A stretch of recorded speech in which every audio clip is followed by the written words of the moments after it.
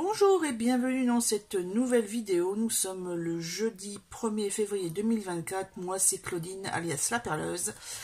Et on se retrouve aujourd'hui pour une vidéo bilan de janvier.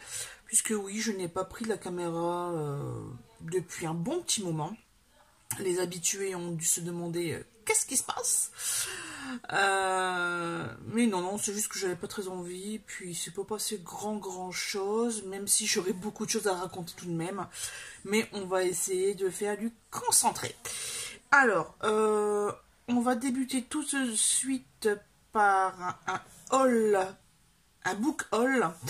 C'est-à-dire que normalement j'avais dit janvier, voilà, je n'achetais rien, mais que j'avais quand même acheté des bouquins de cuisine la première semaine, vous l'avez vu dans le dernier vlog. Et puis, le mois s'est passé, j'ai croisé des boîtes à livres, j'ai été faire des soldes, et j'ai aussi fait les annonces sur Le Bon Coin. Mais c'est pas un Bon Coin, je pense que c'est un Vinted que j'ai fait. Et je vais vous le montrer tout de suite. Je ne sais plus quand c'était, mais bon. C'est un achat de 4 livres que je ne trouvais nulle part, sachant que le tome 1 et 2 avaient été édités dans la collection Piment de Françoise Hir, et les autres versions j'ai trouvé nulle part. Donc j'ai fait mes petites recherches et voici les 4 tomes de la saga Comment bien de Anne Persin. Alors, nous avons le tome 1, Comment bien rater ses vacances, que j'ai lu il y a quelques mois. Ça m'a fait rire, mais alors à un point. Et c'est surtout que j'avais les références de ce que le jeune homme, dont le jeune homme parlait. Donc voilà, c'était un truc supplémentaire.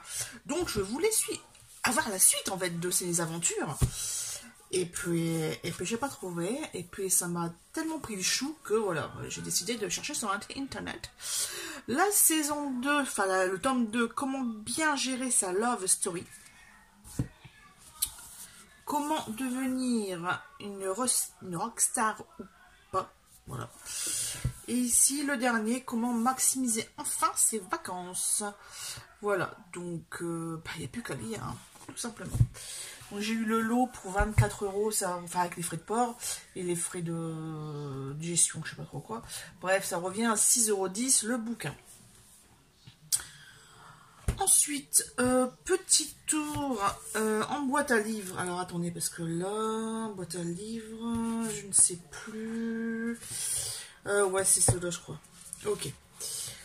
J'ai les tours grand format et poche, donc forcément. Ici, Merci maîtresse de Anouk F. De rien, c'est mon job, bienvenue dans ma classe. Donc c'est l'histoire de Clara qui est venue et qui a dû repartir trop vite. C'est l'histoire de Martin qui aurait préféré ne pas être là avec nous. Enfin bref, l'histoire de mon école, de notre école et de la vôtre aussi sûrement. Ensuite, Celle qui reste de Samuel Barbier. Alors, Samuel Le, hein, c'est une dame, il me semble.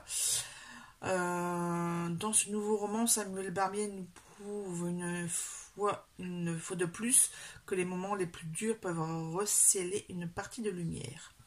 Bon, c'est Hugo, je ne sais pas trop de quoi ça parle, mais... Alors, Celle qui reste est une histoire de sœurs, de femmes, de liens si puissants que les rompre bouleversent tout. On arrête là. Un que j'ai croisé plein de fois sur internet, sur YouTube notamment. Plein de fois aussi sur Audible. Et ben là je l'ai en papier, donc Henri Lovenbruck, le livre L'apothicaire. J'ai vu quand même pas mal de choses sur lui. Et donc ça se passe très longtemps. Hein, on remonte le temps, j'ai envie de dire. Un matin de janvier 1313, Andreas Saint-Loup, dit l'apothicaire, découvre dans sa boutique une pièce qu'il avait oubliée. Il comprend que vivait là une personne mystérieuse, effacée de toutes les mémoires. L'apothicaire, bientôt poursuivi par d'obscurs ennemis, accusé d'hérésie par le roi Philippe le Bel et l'inquisiteur de France, décide de mener l'enquête. Le voilà sur les routes de Paris à Compostelle, jusqu'au mont Sinaï. L'aventure sera longue et périlleuse. Voilà, donc on a surtout de l'historique. Voilà, donc je vais enfin pouvoir le découvrir, ça c'est chouette. Ça je connais pas non plus. L'Oasis secrète de Paul Sussman. C'est dans le désert égyptien, il y a 2000 ans, après avoir accompli des sacrifices dont le plus grand secret, les prêtres d'Héliopolis mettent fin à leur jour. Le Caire de nos jours, Alex Hannon, ex-cartographe de la CIA, tente de localiser une insaisissable oasis dans le Sahara. Ses recherches se révèlent être une véritable énigme archéologique. Alors qu'Alex est sur le point de percer ce mystère ancestral, elle succombe à une overdose de morphine. Persuadée qu'elle a été assassinée, sa sœur Freya se lance à son tour dans l'aventure. Aventure historique, archéologique, impeccable. Ça, je l'ai déjà. Je me suis aperçue que je l'avais déjà. Les accoucheuses, le tome 1, La Ferté. Donc ça, hop, j'en parle pas beaucoup plus. Ici, j'ai une trilogie de Andrea H. Gap. Alors, par contre, je les ai pris comme ça. L'extérieur sont très beaux et en fait, ça va. Et quand j'ai commencé à ouvrir à l'intérieur, c'était le papier, il a pris vraiment l'humidité. Donc, je sais pas si je vais les garder ou pas. En tout cas, voilà. Donc, c'est la saga La Dame sans terre, tome 1, Les chemins de la bête, tome 2, Le souffle de la rose, et tome 3, Le sang de grâce. Bon, il y en a un qui vient s'installe. Petit chien, petit chien. Ensuite, petit tour chez Easy Cash à Bouée-la-Bussière, où j'ai craqué sur un Mary Higgins Clark. Donc là, c'est une seconde chance parce que c'est un des rares titres qui me manque à 3,99 €. Bon, c'est cher pour un poche, mais voilà quoi. À un moment donné, il faut continuer la collection sans que... voilà, n'oubliez jamais le prix. Petit prix, donc je l'ai pris. La Passion selon 5 Matou. Bon, si vous entendez du bruit, c'est normal, c'est des chiens qui se grattent les fesses sur un de mes meubles. Alors, ce livre, on revient au livre. C'est écrit par Martine Pilate. Je l'ai eu à 1 €. Ensuite, ah non, ça c'est un autre truc. Là, celui-là, je l'ai vraiment pris en dernière minute. Je le prends pas. J'en ai besoin. Alors, j'adore pas le personnage, mais vraiment l'homme en fait. Je l'ai vu dans beaucoup d'interviews et j'aime sa façon de parler, j'aime sa façon de penser, enfin voilà. Là, 2,99 €, je dirais malgré tout que cette vie fut belle. En plus, je trouve la photo assez sympa, là, assis en costume sur des marches. Sympa.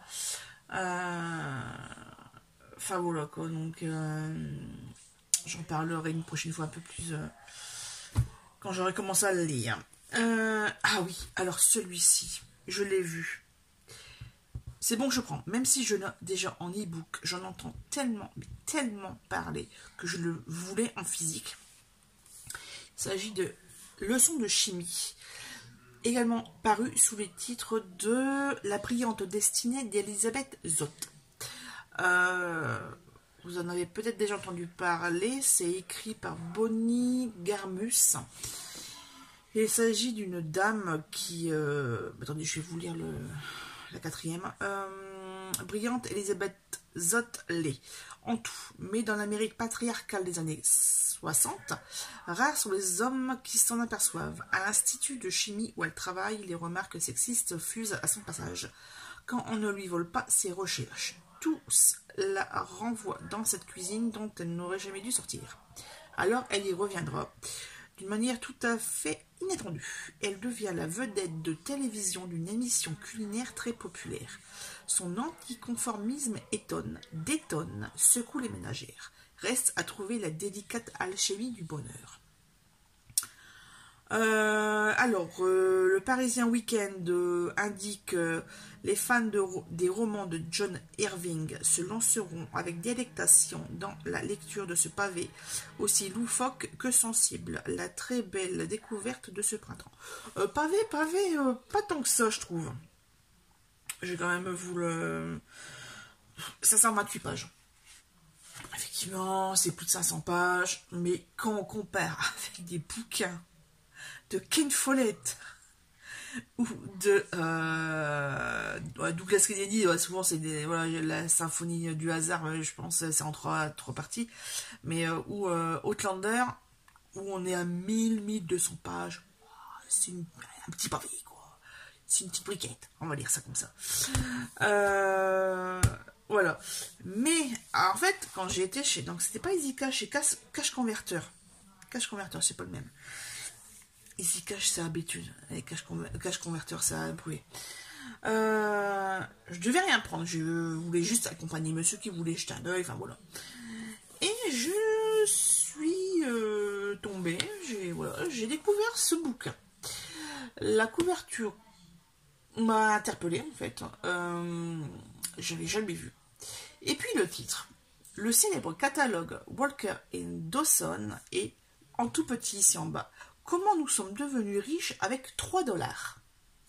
L'intérieur est vraiment bien fichu. C'est-à-dire que c'est un roman, mais c'est un roman illustré avec des affiches, avec des petits dessins. Voilà. Vous voyez? Donc, j'essaie de choper des... Voilà.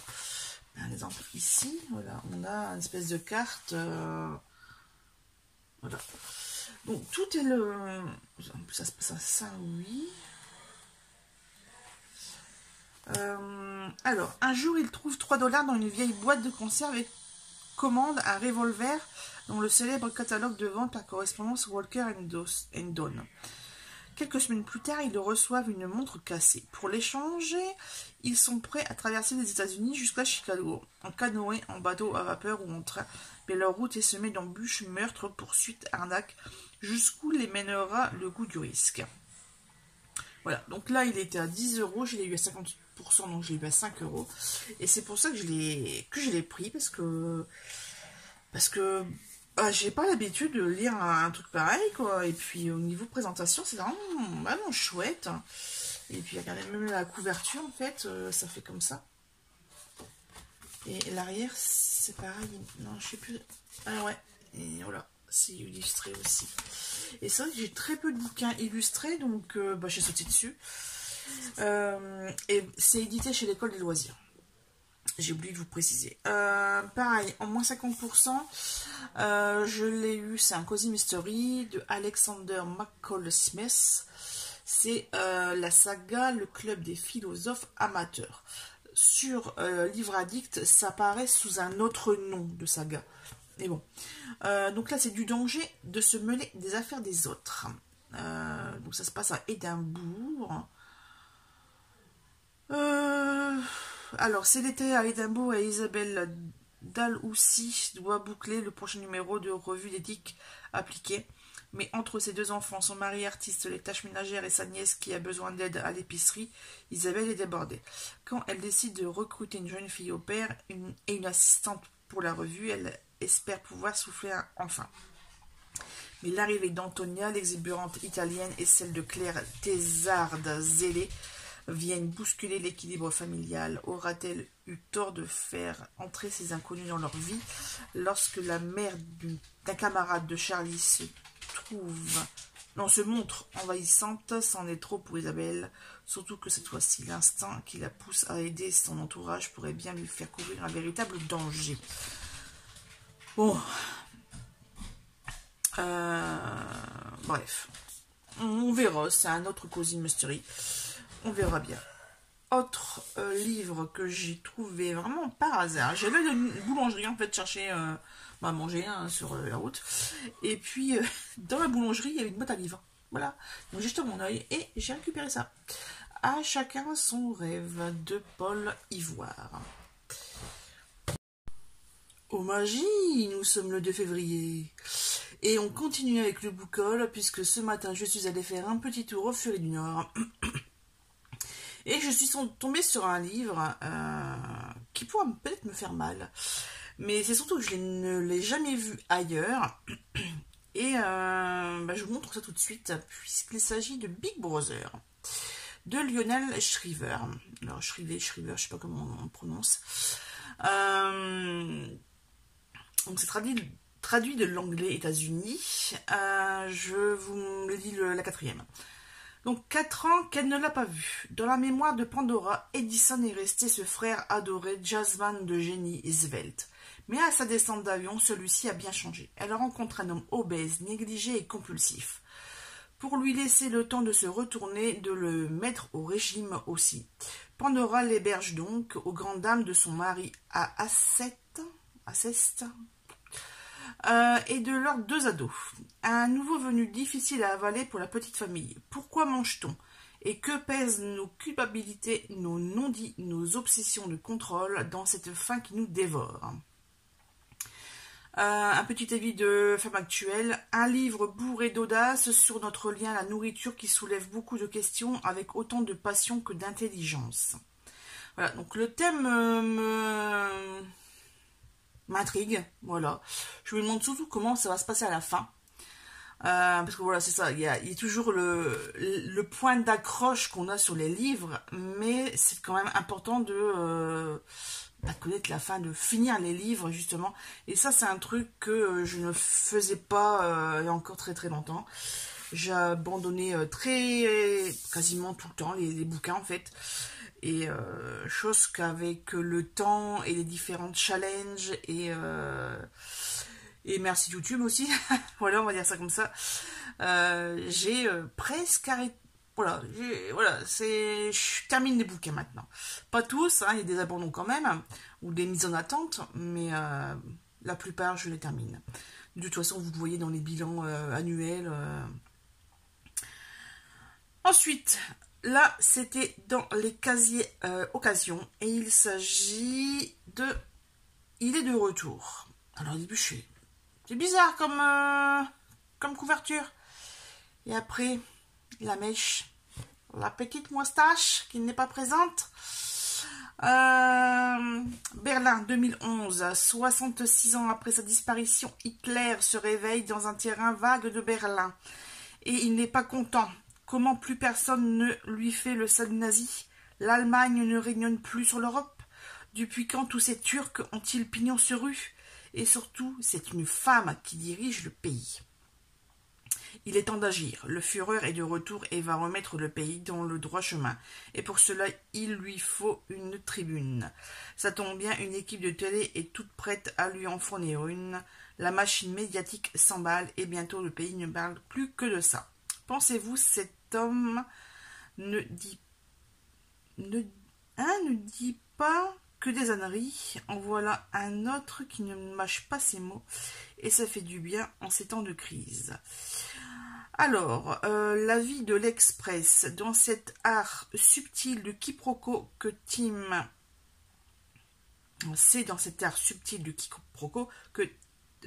Timur Vermeers, donc l'auteur, excelle, porté par un humour froid, dévastateur et jamais ambigu. Un véritable tour de force. Alors, effectivement, alors, Hitler, quoi... Que puis-je dire d'autre, hein, donc là, c'est revu et corrigé à la sauce actuelle. Je me demande bien comment ça peut... Voilà, on réécrit l'histoire, on fait de... J'ai envie de dire c'est un roman d'anticipation, mais à l'envers, quoi. Bref. Donc, je l'ai eu à 3,99 en occasion. Donc, voilà les 2 nouveaux bouquins acquis en ce mois de février. Donc je disais, la deuxième partie du challenge organisé et créé par Alex Bouquin Prada. Il s'agit de Février Tapal, puisqu'au mois de février il y a c'est des petits mois, quoi, donc c'est un peu du petit mois, petite lecture, voilà. Donc c'est la première partie de ce challenge Février Tapal, c'est ça, c'est lire 200 pages par jour, ou voilà, un petit livre où on découpe un gros pavé en tranches de 150-200 pages, voire moins. L'intérêt de ce challenge, c'est de lire tous les jours. Voilà. Moi, voilà, je suis bien partie puisque hier j'ai terminé un bouquin, j'en suis sur un autre aujourd'hui, bientôt terminé, il me reste 1h30 comme ça en audio. Donc, voilà. Et donc un nouveau challenge mensuel cette fois-ci. Et la deuxième partie, c'était No Bite, donc là c'est raté. Allez, on continue avec les lectures du mois, puisque c'est un petit peu le thème de cette vidéo. Donc, terminé le 5 janvier, Les Détectives Yorkshire, tome 1, Rendez-vous avec le crime de Julia Chapman. Écoutez, franchement, j'ai compris pourquoi beaucoup de gens accrochent à cette saga, puisque bien plus moderne et beaucoup plus rythmée que la saga de Agatha Raisin, par exemple. Donc on est bien parti, puisqu'en fait, j'en ai lu 4, les 4 disponibles sur l'application Nextory, en audio. Ils sont qu'en audio d'ailleurs, ils sont même pas en papier, en lecture. Ensuite, pour changer de thème, j'ai lu en très peu de temps La romance presque parfaite d'une accro à Noël, tome 1 de Laura S. Wilde. Ça c'est pareil, j'en avais beaucoup parlé dans ma dernière vidéo vlog. Donc ça je l'ai terminé le 6 janvier. Ensuite j'ai repris un petit peu Outlander, mais là on est loin d'être terminé, hein, donc je suis arrivée à 3h20 sur 32h, quoi. Donc je dis 32h, 25, 30, voilà quoi, dans ces eaux-là. Donc là c'est Outlander tome 5 partie 2. Ensuite, j'ai enfin terminé le livre auto-édité de Amélie Von Eck.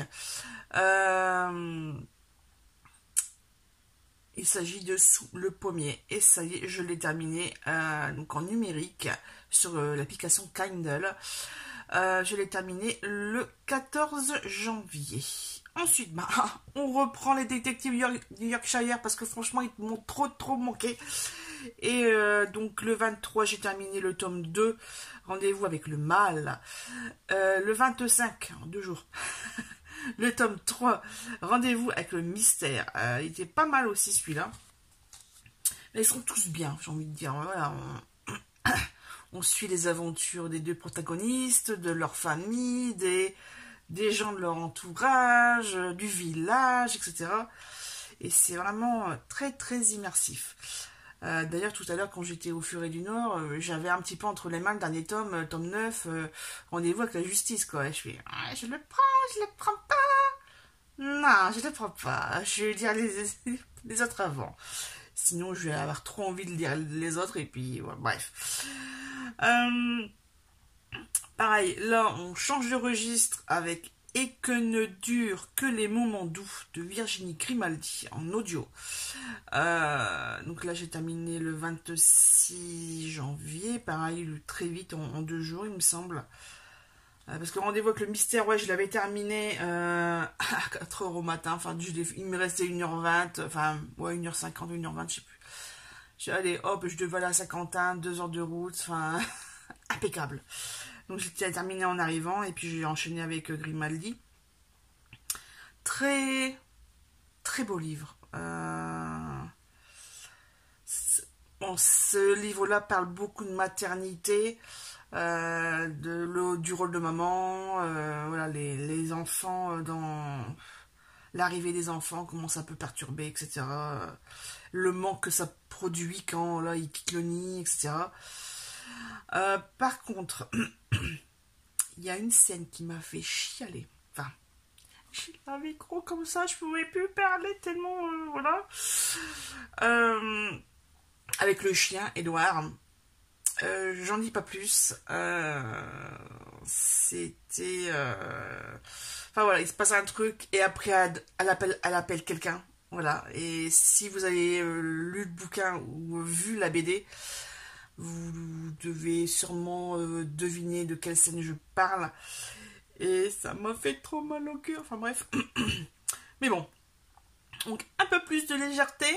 Hein, avec un bouquin dont on nous a rabâché pendant tout l'été dès sa sortie. 1000 baisers pour un garçon de Tilly Cole. Mon Dieu. J'ai jamais autant chialé pour un bouquin. Pourtant, c'est un bouquin jeunesse. Hein. C'est des ados. C'est une histoire d'amour où ils n'arrêtent pas de se bécoter. Et ben, j'ai fini les 2 heures de bouquin en train de chialer sa race. Ça coulait tout seul, en fait. Enfin, alors, je ne pleurais pas gros sanglots, patati patata, mais yeux humides, ça coulait tout seul. J'avais mon mouchoir à côté de moi pour me moucher et puis essuyer les grosses larmes parce que je voyais plus la route. Et franchement, mais une histoire d'amour, mais alors, à vous briser le cœur. Et le dernier, en plus il y a une petite note à la fin, donc moi je l'ai fait en audio. Et à la fin, c'est l'auteur qui parle dans les remerciements. Et l'épilogue n'était pas prévu au début. Et l'épilogue, bah alors... Bah, merci de l'avoir écrit. Franchement, ça clôture l'histoire. Et ça nous... Ah, mon Dieu, j'en perds mes mots. Mais, ouais, c'est 42 ans, mais une mini-diète, quoi. Enfin, j'avais 15 ans, quoi. Donc, bref. Donc ça, je l'ai terminé le 30 janvier. Donc, j'ai mis quelques jours pour le lire. Et j'ai enchaîné tout de suite avec de nouveau Les Détectives du Yorkshire, tome 4. Et je l'ai fini 2 jours après, je l'ai terminé le 1er février en fait. Il me restait 2 heures passées et j'ai pas réussi à... En fait, je me suis endormie dessus. Tout simplement, pour tout dire, je me suis endormie dessus. Et je voulais absolument le terminer le 31 janvier. Et trop claqué. Et puis le 1er février, j'étais en repos. Donc, je suis allée, si c'est bon, je vais y arriver. Hein. Il est 21h, mais c'est bon, il reste 2 heures. Donc, ça va aller jusqu'à 23h, minuit. Ça va le faire. Et ben non, ça l'a pas fait du tout. Donc, c'est tout, hein, c'est comme ça. En tout cas, je l'ai terminé. Donc, tiens, je vais pouvoir... voilà, parce qu'en fait, la page, elle est comme ça, avec des petits cœurs pour les livres.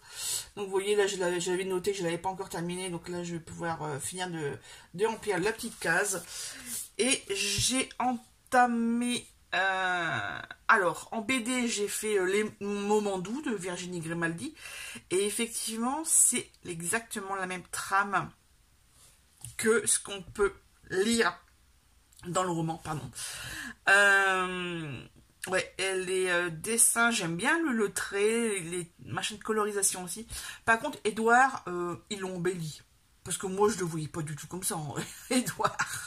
Edouard, c'est un chien, hein, je vous rassure.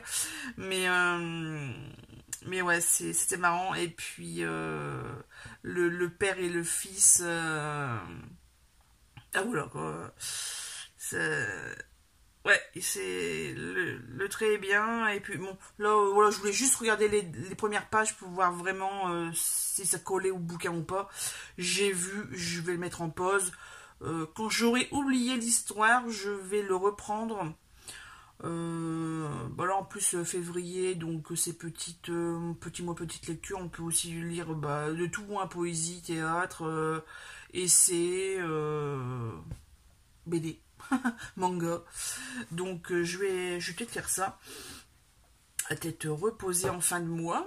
Et puis ouais, donc je vous disais, j'ai commencé à lire depuis ce matin, il me semble, Les rêves de nos mères de... je sais plus. C'est pas Piccoli, c'est... mince. Bref, de toute façon, vous voyez l'image. Hein. Et Karine Picotti. Non, si, je sais plus. Bref. Je pensais pas du tout que c'était ça comme histoire. Ouais, non, franchement, je comprends pas le titre, en fait, par rapport à ce que je lis. Sûrement un lien avec les suffragettes, puisque ça se passe en 1912 à Londres, enfin, pas aux États-Unis, en Angleterre. Donc, il y a une partie à Londres et il y a une partie dans le... je sais plus trop. Bref. Et alors, l'histoire est bien. J'ai un petit bémol sur les voix. Il y a des fois, j'ai envie de dire, c'est un peu cliché, quoi. Les voix un petit peu trop nasillardes quand ils changent de personnage. Mais en même temps, il n'y a qu'une seule narratrice. Donc forcément, quand il y a 25 personnages différents, il y a un moment donné, voilà, quoi. Faut diversifier les voix et c'est pas forcément facile pour que les, les auditeurs, ceux qui écoutent le livre, puissent vraiment distinguer nettement les personnages. Donc forcément, il y a des traits qui sont un petit peu poussés, j'ai envie de dire. Mais sinon, l'histoire est géniale, la narratrice, le ton est juste, la prononciation aussi. Enfin, franchement, nickel, j'ai envie de dire. Ah tiens, d'ailleurs, ça me fait penser, dans les détectives de Yorkshire, quelquefois, les prénoms sont dits à l'anglaise. Donc, il y a le neveu de Delilah, par exemple, qui s'appelle Nathan. Et en fait, des fois, c'est Nathan.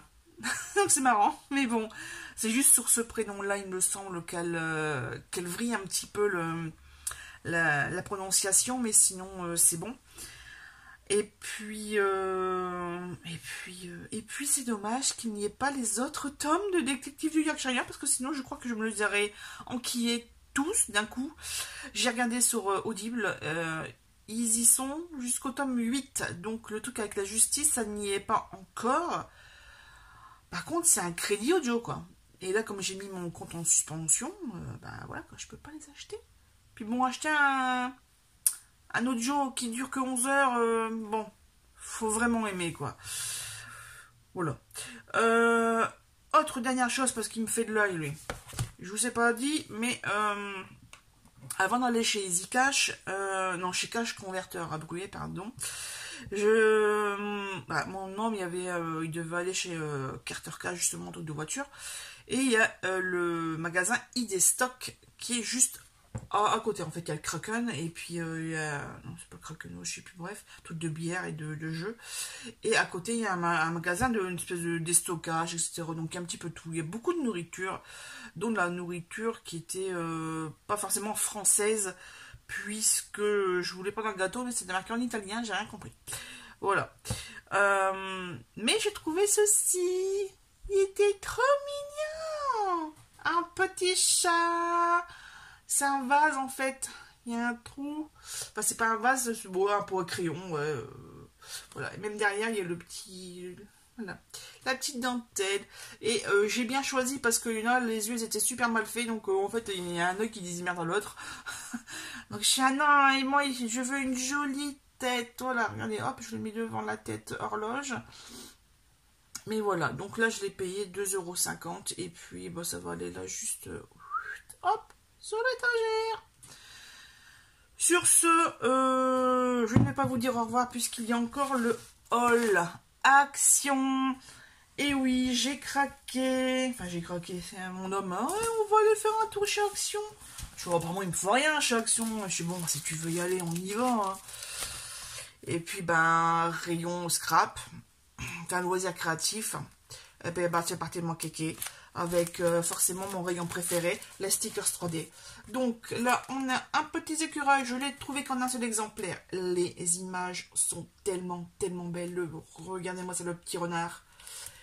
Et regardez-moi ça, le petit lapin. Les lapins, j'en vois tous les jours avec le travail. Mais j'ai d'ailleurs vu un vrai renard sur le bas-côté. Il est magnifique. Il est vivant parce que j'en ai vu 2 autres qui étaient morts. Donc moins rigolo. Pauvre bête. Un petit écureuil. Enfin bref, vraiment magnifique cette planche. Voilà. Ensuite, nous avons un petit équel avec un manteau jaune. Regardez-moi ça, cette beauté. Tout à fait autre style, bien plus moderne que des dessins. Donc là, forcément, hop, 2 exemplaires. Ici, nous avons... ah là là là là. les petites gourmandises d'automne avec les petites fleurs, les parapluies, les lanternes, les bottes, les plaids, les boissons chantilly pumpkin. On a l'arrière également avec des petites citrouilles, des arcs-en-ciel et la petite scénette là, trop jolie, impeccable pour les challenges de fin d'année. Là c'est pareil, ça il faudrait que je lui montre à ma tante pour qu'elle aille en chercher pour ses petits enfants. Là on a des petits nounours pirates, trop mignons, mais vraiment quand je dis mignon, c'est mignon toute la minitude, voilà. Hop, donc là 2 exemplaires. On a de nouveau un petit nounours avec les petits chapeaux, avec les montgolfières, des petits renards, des cadeaux, des arcs-en-ciel, des gâteaux, voilà, des petites frises. La petite frise là elle est trop choupinou. C'est des petits oursons qui sont les uns sur les autres. Comme une chaîne, les petits chiffres, les petites maisons, enfin voilà, tout bien pour faire les cartes d'enfants. Ici nous avons un gâteau avec un courrier. Et là forcément on a pas mal de gourmandises, des trucs de loisirs créatifs, des pelotes de laine, des DIY, pardon. Voilà, il y a vraiment pas mal de choses. Vraiment sympathique sur cette planche. Nous avons des mains qui enserrent des petites fleurs, pareil, très printanier, avec le petit panier, le tourne-disque, la petite baraque, c'est baraque à quoi? Baraque à fleurs, un petit vélo, des petits cœurs, des fleurs, on retrouve le vélo à fleurs derrière, bref, c'est Chopinou de tous les Chopinous. On reste dans le petit Chopinou avec une baraque, enfin une petite maison avec des petits champignons, tout ça, donc en tête. Et effectivement, on a une cage à oiseaux, on a des petites fleurs, des rondins de bois, enfin voilà, très nature quoi. Continue de l'autre côté derrière. Encore des gâteaux et des anniversaires, mais là, non, encore un autre style. Pareil, avec les chiffres. Un petit scooter rose, trop mignon. Voilà. Là, on part à l'aventure avec une tente sur fond vert, avec des tentes, des sapins, des arbres en tout genre, des vélos, une espèce de banjo ukulélé, je sais pas ce que c'est comme instrument. Une caravane, un canoë et puis tout le reste, vous le voyez, on a une petite tortue là, trop mignonne aussi. Là on a pareil des trucs de papeterie, des appareils photo, des lunettes, des clipboards, voilà ce genre de choses, un planeur, des petites bougies, voilà. C'est un ordinateur, des trucs cocooning. Celui-là, il est trop beau. De toute façon, chaque fois que je vois un truc sur ce thème-là, printemps et abeilles, miel, jardinage, je prends. Le style est tellement beau.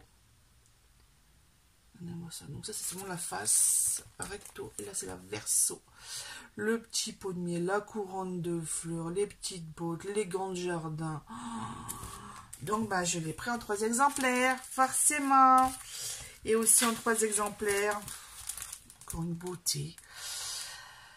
Mais c'est toujours la même thématique qu'ils font, parce que moi, pour Noël, j'ai jamais des choses hivernales. C'est toujours le printemps et l'automne. Il n'y a jamais de trucs d'hiver.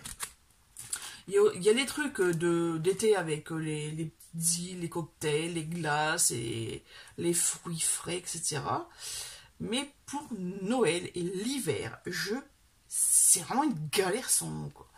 Donc, ouais, DecoTime, pardon, vous pouvez y aller pour Noël.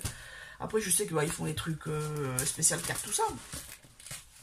Mais c'est pas les thématiques que j'ai besoin pour mon bullet journal. Donc, allez, lâchez-vous. Et ben écoutez, on a fait le tour de tout ce que je voulais vous montrer, vous parler. Là, il y a un ossobuco qui est en train de cuire. Donc, je vais aller voir si c'est pas en train de cramer. Et puis, monsieur c'est parti faire des courses, donc impeccable bien. Et moi, je vous dis, bah, à une prochaine fois.